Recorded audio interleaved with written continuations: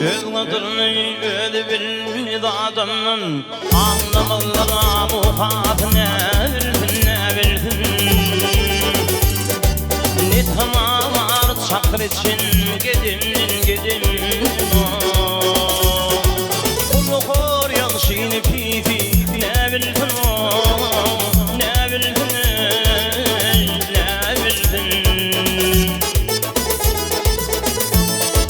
Yamanla yanlışı tezi yokluğunu taşlanır Ağlan erim oydun güçlenir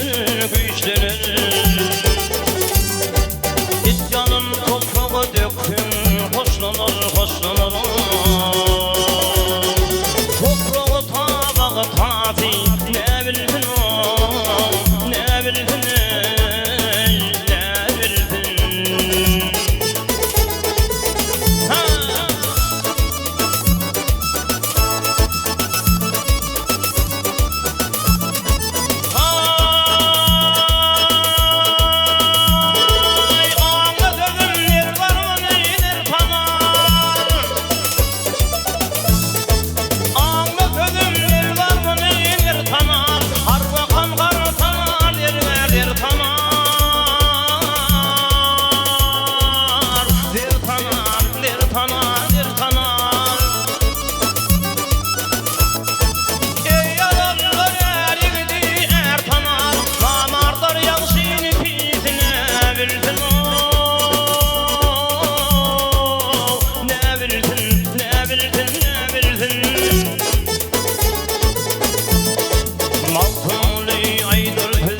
Haktır,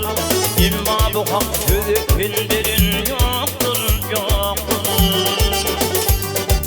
Bir gülü dimiti karadır, aktır günahtır Kör fakir küpüşümiti ne bildin ne bildin